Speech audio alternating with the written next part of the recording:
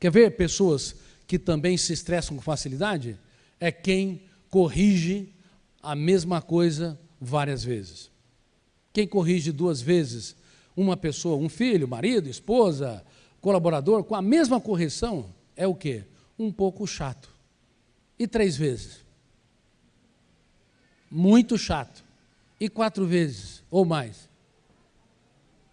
Como? Insuportável. Quem de vez em quando é insuportável? Que levante as mãos. Vou tomar um pouco de água.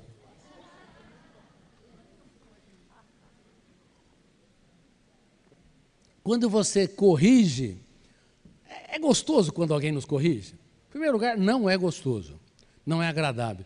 Corrigir 2 vezes não é ruim, 3 vezes. Agora imagina ficar corrigindo o pai e a mãe a vida inteira, às vezes até o professor, falando as mesmas palavras, a mesma atitude, a mesma observação. É chato demais.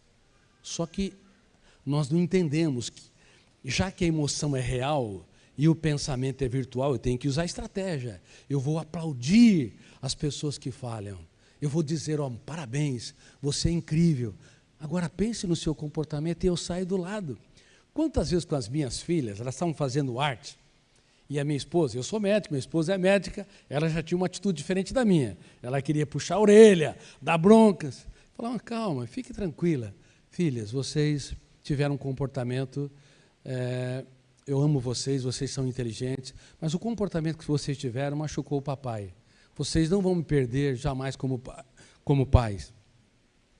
Mas se vocês continuarem assim, vocês podem me perder como amigo. E eu saía do lado. Não precisava falar mais nada. E elas imediatamente paravam.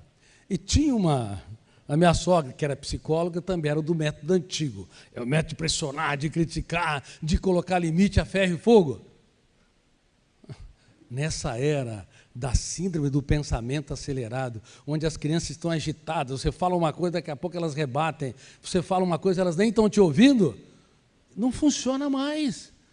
Tem que usar outras estratégias. Nem funciona mais querer silêncio absoluto em sala de aula. Não dá mais para ter silêncio absoluto em sala de aula ou em sala de casa. Mas você pode usar a agitação deles. O que nós estamos preconizando? Que os professores sejam perguntadores e elogiadores.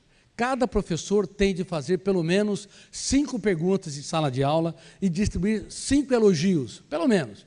Um aluno que é tenso, agitado, ansioso, quando ele faz 30 segundos de calma, o professor tem que aproveitar a oportunidade. João, Maria, como você é incrível! Obrigado por participar da minha palestra, da minha aula e prestar atenção. O aluno fez só 30 segundos, 50 minutos ele ficou agitado. Mas quando você elogia, você aplaude. O biógrafo do cérebro, ao invés de registrar uma janela traumática ou killer, registra uma janela light, saudável. E você não constrói uma casa com um tijolo, mas se você começa todos os dias a acrescentar tijolos num e outro aluno, toda a classe vai começar a prestar atenção em você. Os seus filhos na sala de casa vão começar a te valorizar, porque você deixou de ser alguém tenso, ansioso, irritadiço, que quer domar o cérebro para formar mentes livres com uma emoção saudável. Nunca se esqueçam, os velhos métodos não funcionam. Nós temos que aprender a ser generosos. Se vocês não se tornarem perguntadores, elogiadores todos os dias, mesmo na sua empresa, vocês não conseguem encantar as pessoas que estão ao seu redor. E nós estamos também suplicando para que os professores que estão dando aula de matemática, física, façam um break, 5 minutos, uma vez por semana, ou até por dia, e conte um desafio, conte um momento difícil, para que os alunos entendam que não há céu sem tempestades, para que a emoção seja provocada saudavelmente. A história do professor é virtual, mas quando ele encanta, ele toca a emoção, aí compra de maneira inteligente, ela vivencia aquela história e desacelera o pensamento dos alunos. E aí, esses alunos vão começar a valorizar mais o professor em primeiro lugar, para depois a matéria. Hoje se valoriza mais, deveria se valorizar mais o mestre para depois a matéria, porque se quer se desejar enfiar goela abaixo as informações, numa época em que as crianças, uma criança de 7 anos de idade tem mais informações que o imperador romano, numa época em que uma criança de 10 anos tem mais informações que Sócrates, Platão, Aristóteles, Xenófanes, Parmênides, não tem jeito. As crianças estão super agitadas, sim ou não? Elas são imperativas? Essa história, veja bem, há médicos no mundo todo prescrevendo drogas da obediência para conter uma hiperatividade que não é hiperatividade. A hiperatividade atinge 1 a 2% das crianças só, e tem de ter pais agitados ou avós agitados que faziam 1000 coisas ao mesmo tempo. E mesmo essas crianças podem ser brilhantes se usar a sua agitação construtivamente, se aprender a desenvolver habilidades socioemocionais, como se ensina aqui na escola, no Colégio Santa Maria, através do programa Escola da Inteligência, pensar antes de reagir, se colocar no lugar do outro, trabalhar perdas e frustrações, gerenciar o estresse. Agora, todas as crianças podem brilhar, só que há médicos no mundo todo prescrevendo drogas da obediência, fazendo diagnóstico errado. As crianças estão com a síndrome do pensamento acelerado coletivamente e não com hiperatividade ou transtorno de déficit de atenção e hiperatividade. Isso é muito grave. O que eu estou falando aqui, todos os professores deveriam ouvir no mundo todo. Em mais de 70 países eu sou publicado. A Rosamélia falou que eu sou o autor mais lido. Eu sou o psiquiatra mais lido, falo com humildade, no mundo. Mas eu sou um carregador de pedras. Para mim, eu preferia não ter nenhum brilho e ver as crianças felizes, saudáveis, não tentando suicídio, não se automutilando, muitas vezes, não se autopunindo, se autocobrando, não sendo viciados, dependentes das mídias digitais. Porque celulares não são apenas positivos, porque democratiza a informação, democratiza a comunicabilidade e também melhora a produtividade das empresas, mas mexe com o ciclo da dopamina e da serotonina e gera uma dependência nos níveis de drogas como a cocaína. E eu tenho falado isso para magistrados, não está na Constituição, mas gera dependência, e isso é grave. E além disso, mexe com a molécula de ouro que induz o sono, a melatonina. Quem tem filhos que não estão dormindo direito aqui? Não estão dormindo direito? Levante as mãos. Olha, eu fico feliz que vocês já estão cientes disso, porque no mundo todo, milhões e milhões de crianças, talvez dezenas ou até centenas de milhões de crianças e adolescentes estão com sono de má qualidade e os pais não sabem. Não usem celulares à noite, se possível, a não ser que seja para trabalhar, porque o comprimento de onda azul dos celulares mexe com a molécula de ouro, a melatonina, que induz e estabiliza o sono. E o sono é o motor da vida. O seu eu tem de ser gestor da sua mente. E mesmo em casos extremos, nós podemos gerir a nossa mente. Por exemplo, certa vez, chegou para mim um médico que já não saía de casa há anos. Ele era um cirurgião, membro do Colégio Brasileiro de Cirurgiões. Quando ele estava quando ele estava fazendo uma operação, certo dia, ele teve um ataque de pânico, uma sensação súbita e urgente que ia morrer ou desmaiar. O coração acelerou-se demais, aumentou a frequência respiratória, sentindo como falta de ar, sudorese ou suor excessivo e uma série de outros sintomas. E ele deixou de operar e o auxiliar terminou a cirurgia. Infelizmente, ele começou a ter ataques de pânico sucessivos no ato cirúrgico e, passado alguns meses, deixou de operar, só clinicava. Passou na mão de profissionais, cardiologistas, fizeram todos os exames, estava ótimo de saúde. Passou na mão de neurologistas, de psiquiatra, mas os ataques continuavam, porque ele era resistente ao tratamento. E aí, com o passar do tempo, ele não conseguia mais clinicar, porque ao clinicar tinha ataques de pânico. E a mente mente.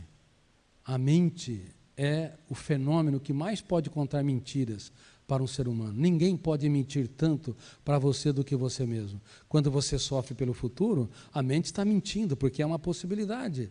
Quando você rumina mágoas e perdas, a mente está mentindo, porque as pessoas já foram. Agora elas foram registradas como arranjo eletrônico. Mas quando você resgata e vive o drama que já foi, a mente está te encarcerando. Quando uma pessoa tem medo de falar em público, coração acelera, ou glossofobia, a mente está mentindo, que as pessoas não estão, por exemplo, aplaudindo a sua palestra, ou valorizando a sua preleção, as suas ideias. A mente mente. A mente mente quando você se preocupa demais, quando você valoriza picuinhas. A mente mente. A mente mente nos ataques de pânico. Que a pessoa vai morrer, mas ela está ótima de saúde. Só que o cérebro compra como se fosse real. Lembra que eu falei? A emoção entra em cena, paga caro como se fosse real, e o cérebro vivencia que está no apagar das luzes. A mente mente. Cuidado. Ninguém pode te enganar tanto do que sua própria mente.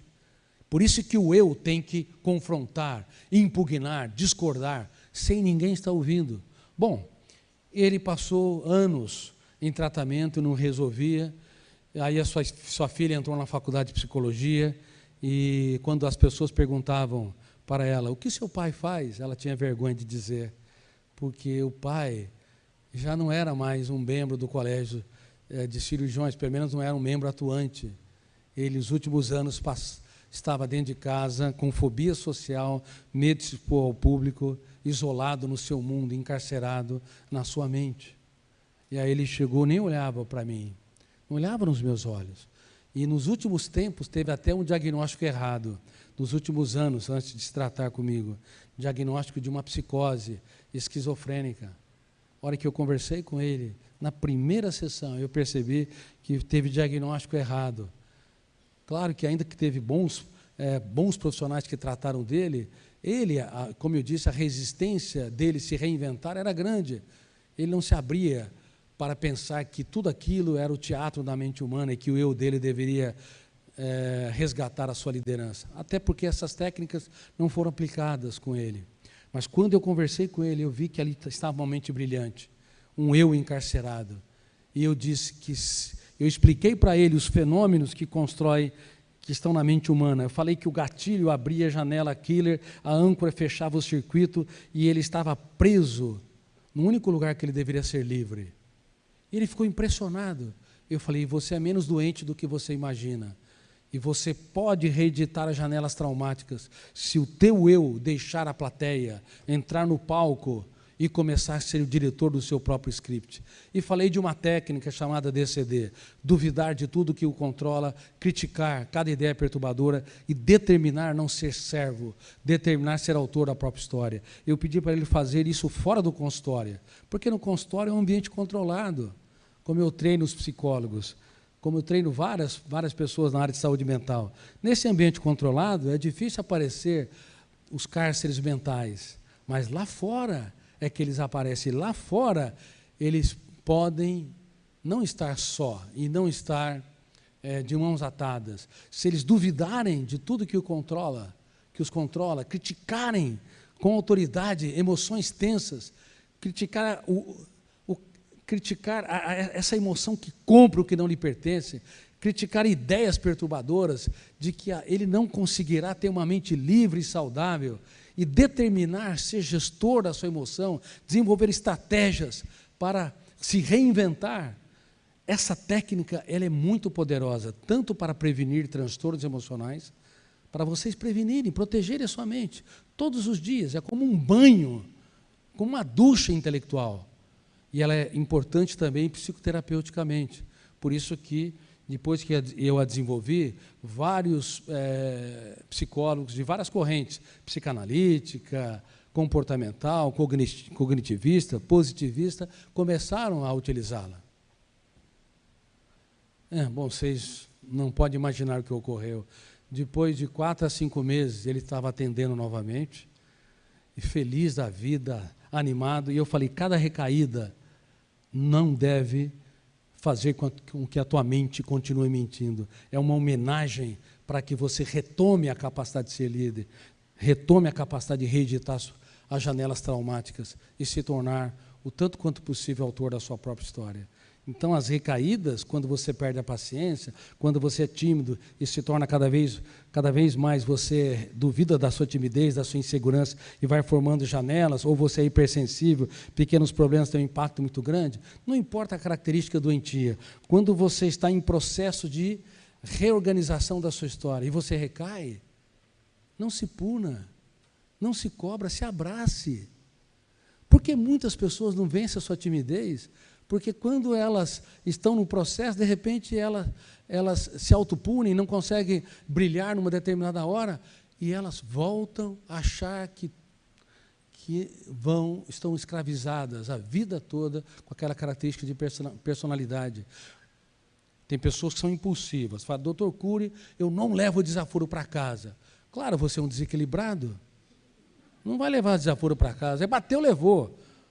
Pessoas que bateu, levou, estímulo e resposta, podem ser inteligentes, mas causam acidentes e mais acidentes nas relações interpessoais. Bom, então elas vão ser treinadas para terem paciência. E treinadas para terem paciência, tolerância, generosidade, não é se aguentar, ficar ali, quando alguém me criticar, eu vou me... Aí você explode. Aí começa a ter sintomas psicossomáticos. Isso não funciona. O eu pode treinar. Eu duvido que eu não vou ser uma pessoa calma e tranquila. Eu critico minha impulsividade, a minha necessidade ansiosa de dar respostas rápidas e impensadas para os outros. E eu determino ser mais livre. Eu não quero gravitar na órbita do que os outros pensam e falam de mim. Aí você treina e treina, mas um dia você recai. Recaiu é uma homenagem para você continuar a reescrever a sua história, entende? Mas se você não usar os fracassos para se reinventar, a chance de você levar para o seu túmulo os seus conflitos é grande.